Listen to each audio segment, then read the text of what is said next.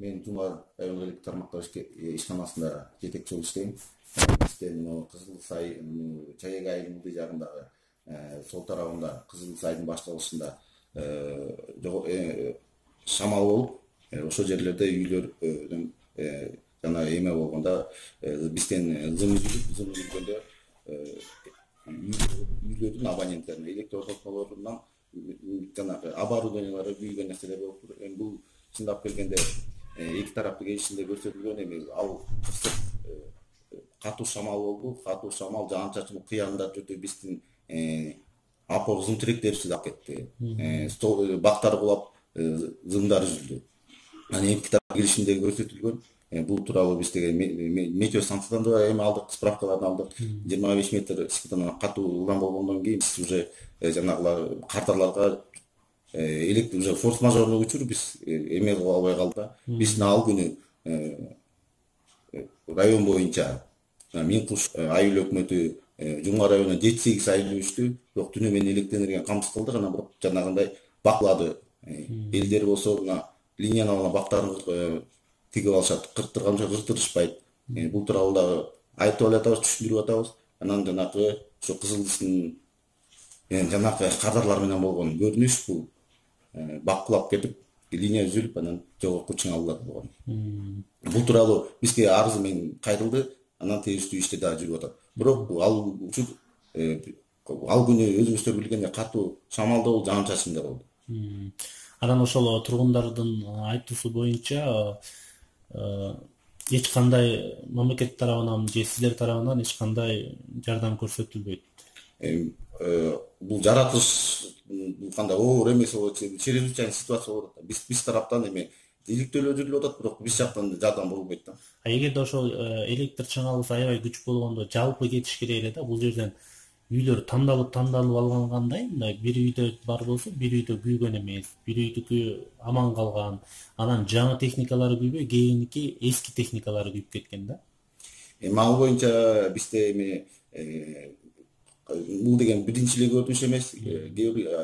Кардарларга түшүндүрүп берип атабыз да. Ар бир үйдө жана өзүнүн коргоочу аппараттары болуш керек. Жана автоматтар туура калиброван автоматтар туруш керек. Кошумча жердеткичтер болуш керек. Ошо сактап калат да.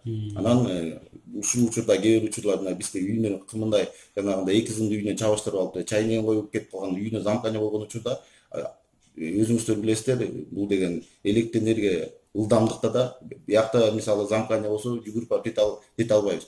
Ага биринчи эле бул сактап кала турган жана үйүндөгү автоматтар болот да. Анан автоматтарды алып коет, жанагындай кандай пустанный способ менен отвертка сайып коет, же болбосо жана бычак менен коюп эме кылып койгон учурлар, көрүнүштөр көргөн.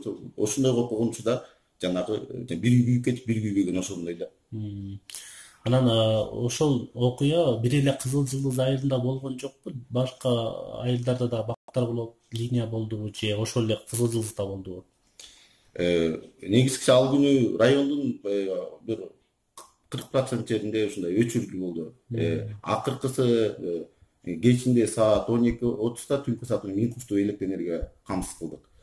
Шамал болгон учурда көп жерлер өчүрүлөр болду да. Бирок жанагындай телевизорлор күйүп кеткен эме болгон, бул тиги Кызылда эле болду да. Себеп дегенде аяктан ылдый жагынан биздин жогорку чыңалуу өткөн жактан бактылаптыр. Анан ошондо жанагы үйлөрүнүн эме болуптур да. Чыңалуу көтөрүлүп кеткен да.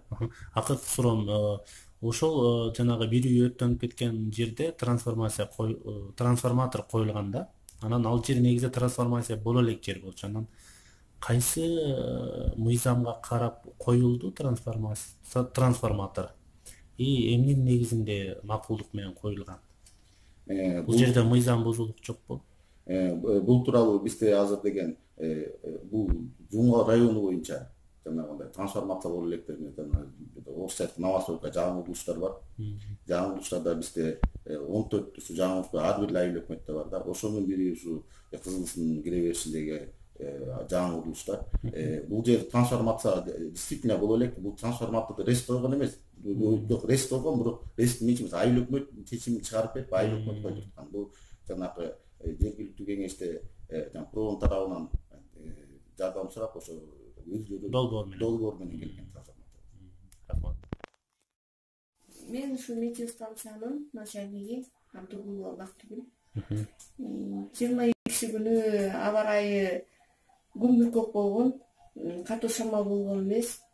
Кечинде саат так 6-ларда күн күркүрөгөн болгону,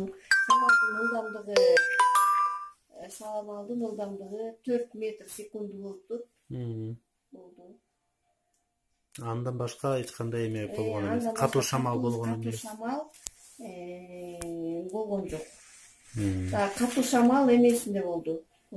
Так 22 кечинде болуптур, айрым 22-синде.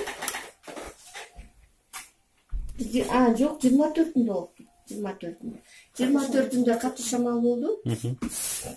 Так 2:30 1:30 катуу шамал болду. Парыбы 14-17 метр секунду болду. Ошондо 22 күнү эч кандай катуу шамал андай болгон эмес, борон чапкын жок. 22-синде катуу шамал, борон чапкын болгон жок.